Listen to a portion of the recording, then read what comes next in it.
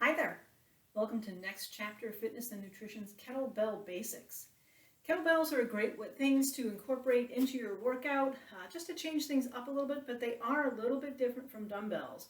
So I'm going to go through a little bit of the differences, show some form, and then we're going to cover just 5 kind of basic, easy exercises that you can do with your kettlebell if you have one. I'm going to show you mine right now. So my kettlebell, unlike most, mine is made of sand inside and has kind of a plastic coating. A lot of times kettlebells are made out of steel, so they're a little bit smaller. This happens to be a 10-pound, so if you have a 10-pound that's made out of steel, it's probably a smaller, rounder ball and wouldn't have a plastic coating. Now, one of the big differences between kettlebells and dumbbells is where the center of gravity is. So I'm going to show you my dumbbell. So here's a 10-pound dumbbell. And so the center of gravity is literally in the center of the dumbbell because it's perfectly symmetric. And so when I'm gripping the handle in the middle, I'm gripping it at its center of gravity. Makes it a little bit easier to move. Set that down. But a kettlebell, the center of gravity is down here in the bell part. It's away from the handle, away from where we're gripping. So that's going to require a little more strength, a little more coordination, and we're going to have to make sure we're engaging our core, our lats, our glutes. We're also going to be recruiting some of our helper muscles a little bit more. So it gives us a little bit more of a workout than we would if we were just using dumbbells. So one of the other things I want to make sure we talk about are the 5 kinetic chain checkpoints because form and safety are super important all the time, but especially with a kettlebell. I'm just going to set this down.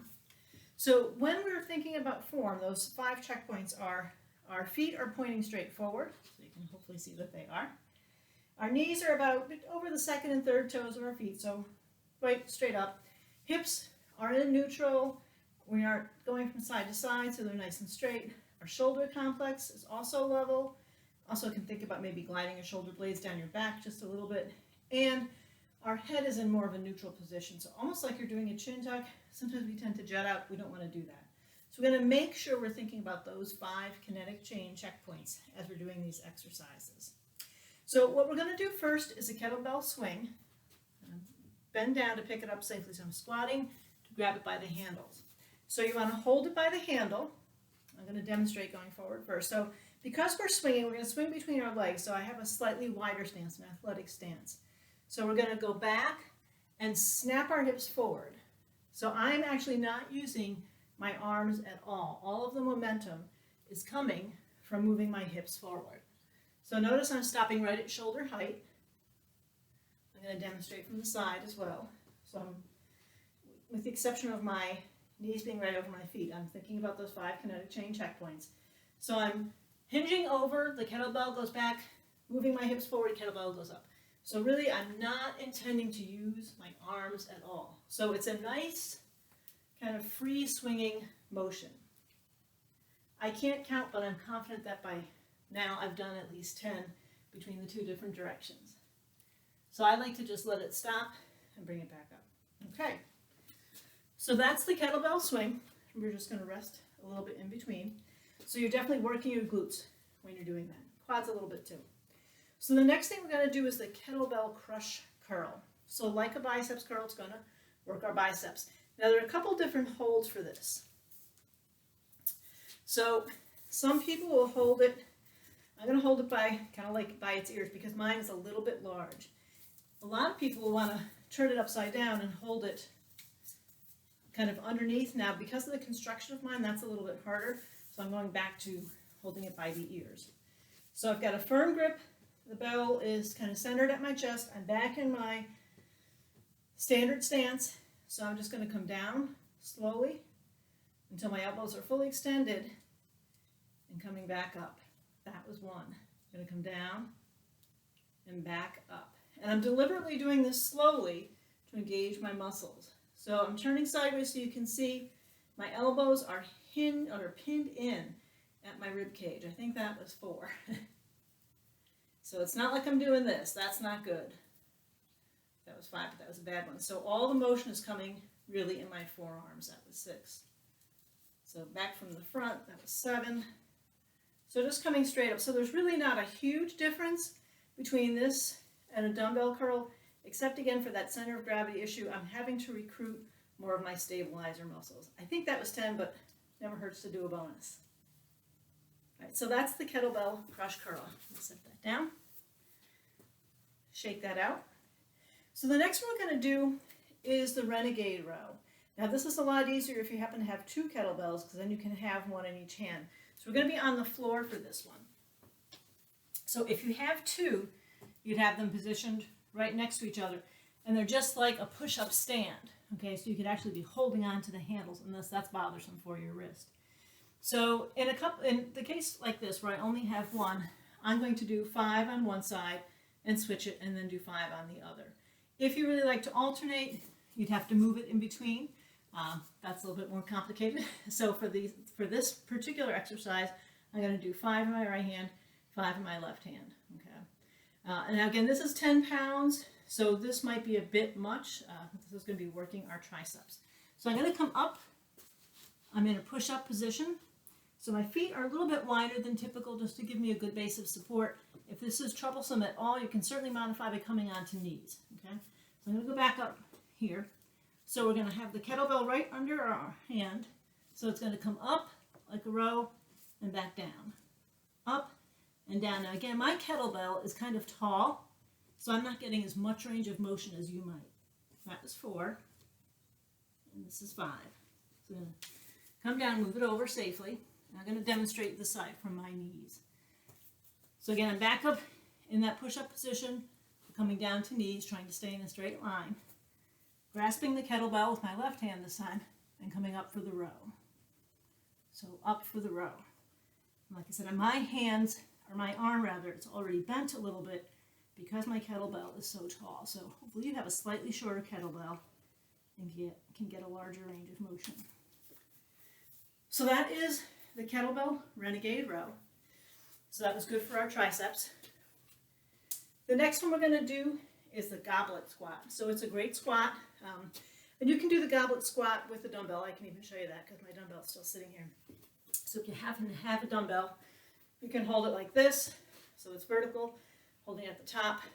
I've got my feet slightly wider than hip distance apart. And you squat down and come up. That's a goblet squat with a dumbbell. We're going to do our goblet squat with our kettlebell. So again, you can grasp it how you like. I'm going to hold mine upside down by the handles because I can't get a good grip on it as a ball.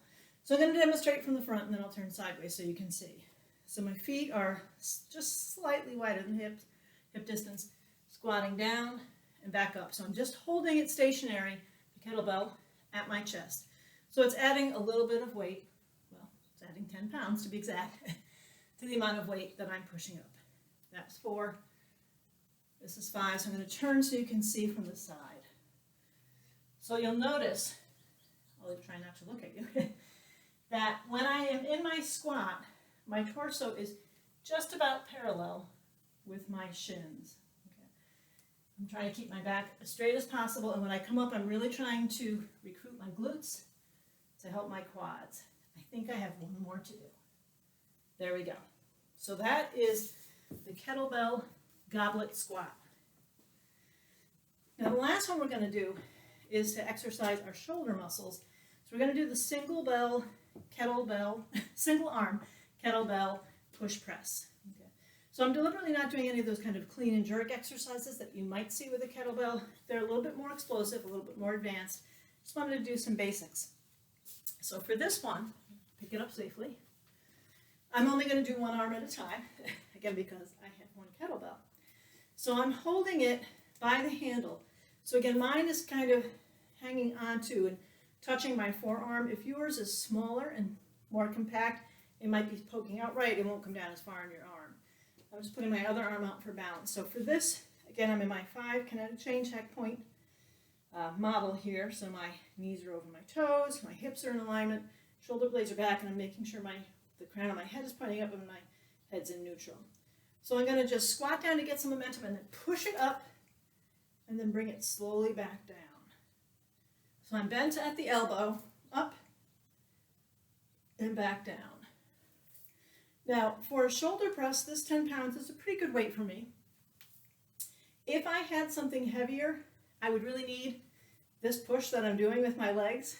So our quads are big muscles. They help us move up much more efficiently. So that's helping to actually launch that kettlebell up there. I think that was 6 on this side. So I'm going to switch sides. I meant it to be 5. My arms out and bring my kettlebell up. So same thing, down and then back up. So like I was saying, for this particular weight, I could probably press it over without the assistance of the lift. It's 3, 4, but it's kind of nice to have. 5, and since I did 6 on the other side, I'm going to do 6 on this side, so I'm not lopsided. Now, one of the downsides too, because this is kind of a big kettlebell, like I said, is that when I was hopping up with it, I could feel it bounce on my forearm. I did this workout the other day, or a slightly longer one the other day with a client, and thankfully I didn't get bruised with that. So anyway, those are some kettlebell basics. I hope you enjoyed that and can break into your kettlebell with some of these easy, basic, straightforward exercises. I do definitely recommend, though, that if you are new to kettlebells, that you set yourself up with a personal trainer, whether it's at a gym or privately, just to make sure that you've got proper form and you're using it safely, because we definitely want to avoid injury for this. Now, because this was just a quick workout and it's mostly demoing, I didn't include a warm-up or a cool-down. You can certainly feel free to add those in. I'm going to, when I'm done, go grab my water and have a little break. But have a great afternoon. Thanks, and I will see you next time. Be fit and be well.